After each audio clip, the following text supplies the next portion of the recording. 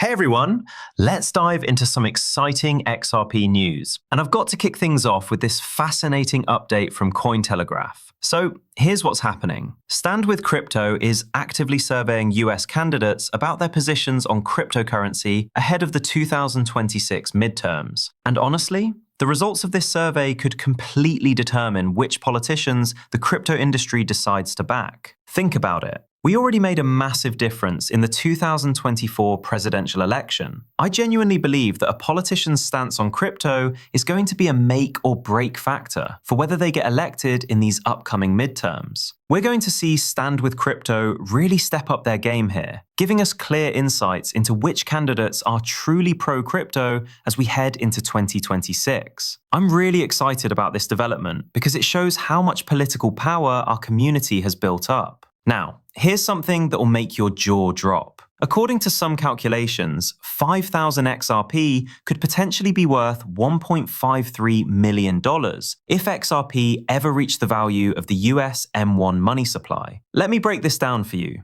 The US M1 money supply is sitting at $18.45 trillion as of January 2025. So the question becomes, how would XRP's market cap ever reach that astronomical $18.45 trillion level? The theory here revolves around scarcity. We're talking about massive amounts of XRP being locked away, creating that scarcity premium. The article suggests this could possibly happen by January 2040, but honestly, I think if this scenario plays out, it's going to happen much sooner than that. I still firmly believe we're going to see mass adoption hit by 2028. Here's my thinking. XRP treasury companies are going to keep popping up throughout 2026. Then you factor in the ETF inflows, Flare potentially locking away 5% of the supply, and other companies creating their own treasuries. Why? Because every single company out there is moving toward tokenizing assets. They're going to want to hold XRP on the sidelines so they can efficiently move those tokenized assets around. It's just too difficult to predict exactly when this timeline will play out, but the foundation is definitely being laid. We really need to keep a close eye on where XRP goes from here. Here's something really exciting. XRP could soon be included in state treasuries across the United States.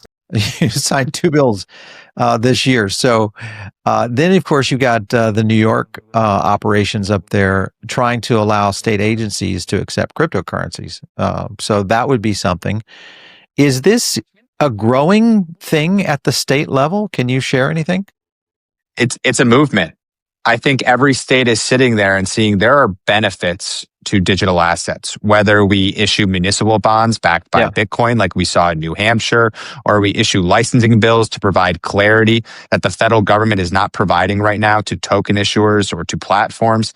There is a growing interest at the state level to become hubs for digital asset companies. They are viewing this like it was the dot-com boom of the early 2000s, that every state in the country wanted to find a way to bring in talent that were helping develop and build the internet. We're seeing it now on the digital asset side. It is just the next wave, this Web3 wave. So I think this is just the beginning.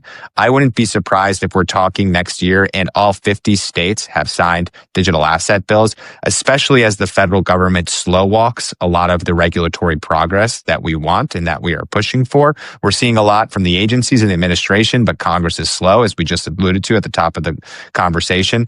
I think every state's going to get involved. We just actually at the Digital Chamber launched the Digital State Network to be more active in the states. Our member companies that we represent are demanding it. They want to go into the state houses. They feel comfortable with what's going in Washington.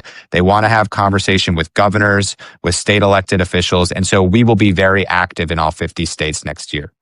Can you imagine the impact of having entire states holding crypto in their treasuries? That would lock away even more supply and could play a massive role in XRP's price discovery. This comes from Reese at Ripple, and he's been absolutely on fire with facts lately. Here's a stat that should blow your mind. 92% of the world's banks still don't have direct SWIFT access for USD payouts. What does that mean? Slower settlements, trapped liquidity, and corresponding banking fees that just eat away at their profit margins. USD stablecoins aren't just cheaper and faster, they're often the only reliable way to move USD internationally. Matt Hamilton perfectly captured the frustration when he said he tried getting a payment from Barbados to his USD account in Singapore, and it had to go through an intermediary in the USA, which then rejected it for no clear reason. Reese's response? Madness, isn't it?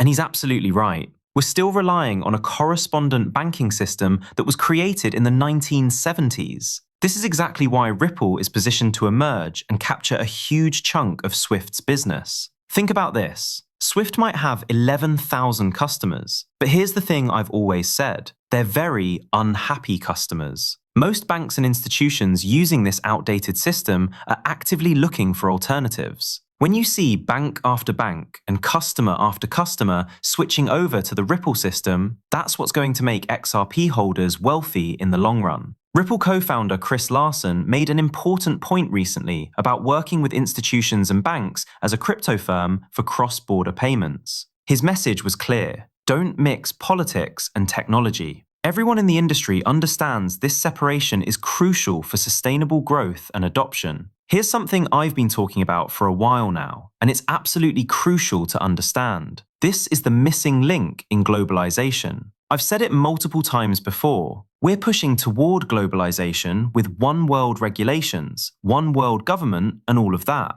But when it comes to XRP, this goes even deeper than most people realize. We're witnessing a global event happening right before our eyes. An entirely new financial system is already pushing forward. And this is going to be a massive global event, as this new financial system finally rolls out and goes live. Chris Larsen was warning us about this years ago. Only certain people were paying attention to what he was saying back then. Here's what Larsen recently said. Operation Choke Point 2.0 regrettably lives on. Policies like JP Morgan's undermine confidence in traditional banks and send the digital asset industry overseas. It's past time we put Operation Choke Point 2.0 to rest, to make America the digital asset capital of the world. And speaking of JP Morgan, they just ended banking ties with Stripe's CEO, which really highlights these ongoing crypto banking concerns. Now, this happened to Jack Mallers, and I'll be honest with you, I'm not a fan of Jack Mallers. He pushes that Bitcoin narrative all day long. I've always said when something finally breaks and Bitcoin comes crashing down, Michael Saylor's going to be gone. Jack Mallers is going to be gone. But here's the thing. This still doesn't give JP Morgan the right to cut banking away from Strike's CEO.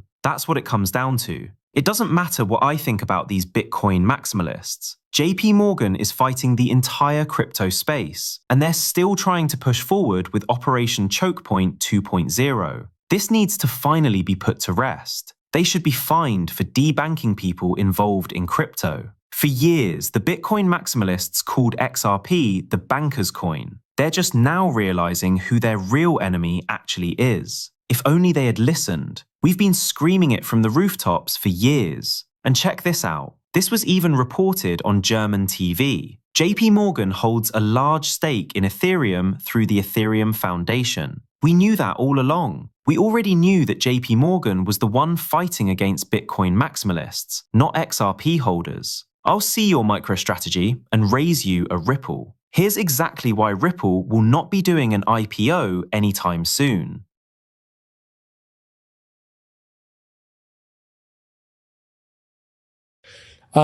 That led to a pretty organic conversation with the folks at Ripple of saying, well, what if we did this deal? What if we put our balance sheet? And when you look at Ripple's balance sheet, it is tremendous. It is one of the largest balance sheets in capital markets, let alone digital assets. And so from Hidden Road's perspective, the selfish side of it is, well, we've launched these businesses and need a balance sheet. Ripple solves that. We're very much in the digital asset space. They're a digital asset market infrastructure, modernizing financial technology. Like the synergies are there. That's why Ripple won't have an IPO anytime soon, because their balance sheet is absolutely phenomenal. We're going to see more Ripple acquisitions along the way. Here's what Ripple is doing strategically. When they see a company that might be struggling a little bit, Ripple comes in and says, listen, we'll acquire you, but we want to keep you in charge. Look at Hidden Road. Look at Metaco. They tell them, we just want you to become part of the Ripple family. That's what's been happening. And along the way, Ripple is becoming incredibly well-rounded. They're bringing more and more utility to XRP at the same time. Here's something exciting coming up. RLUSD yield is coming soon. You can join through Sologenic on the XRP ledger to get rewards. The one thing I really like about earning from RLUSD is this. A lot of people are about to take profit on their crypto once XRP really breaks out and hits some crazy price points. People are going to take profit. Some are going to sell their entire bags. I've always said, why send that money to the bank? Why not just hold it in a stablecoin and earn yield off of that stablecoin? To me, that makes so much more sense. That seems like a much better option to me. This way, you could still spend your RLUSD, but what's sitting there in your account? It's just gaining more and more value through yield. However, I've got to warn you about something important. When you see those high APR percentages, that's going to come with risk. They even show it right here. 5% APR with lower risk and high liquidity exposure, and then you have a 7% option over there. I think 4% yield would come with very little risk. So here's my thinking. Why not just hold your position? Cash out your XRP, whatever you plan to take for profit, get an Uphold debit card, and shop with your RLUSD while earning yield along the way. That seems like a much better option to me than cashing out into US dollars. Let's face it, the US dollar continues to lose more and more value every single day. Now I need to talk about something serious. There was recently a crypto attack in San Francisco where a victim lost $11 million to a fake delivery driver. I'm not even going to go through this entire article, but here's what I need to tell you. People need to stop talking about how much crypto they're holding on a daily basis all over X. And definitely don't do it in the comment section down below. You are making yourself a target when you're discussing your crypto holdings. This isn't anything new. We've seen this happening everywhere, all around the world. It's happening overseas. It's happening here in the United States. Some people like to get license plates on their cars that say XRP or Bitcoin or whatever. Why would you do that? Why not just keep it to yourself? You're about to make a ton of money in this space. Don't talk about it. Don't make yourself a future victim. Listen, I care about every single one of you. I want all of you to achieve financial freedom. I definitely don't want to see you lose your crypto to scams. I don't want to see you fall for something that's too good to be true. And I absolutely do not want to see you become a victim like we see time and time again. Keep your crypto holdings to yourself. Even if you make $1 million off of your crypto, don't rush out and post it all over social media. People pay attention to that stuff. It's the same reason I don't show my face in these videos. I know what I hold, and I remember what the Bearable Bull said years ago. It's not smart to be all over YouTube talking about crypto and letting people know who you are. You're going to become a future victim. Don't post your holdings. I cannot stress this enough. Your safety and security are way more important than getting likes or comments on social media. Stay safe out there, everyone. What are your thoughts on these RLUSD yield opportunities and security concerns? Let me know in the comments below.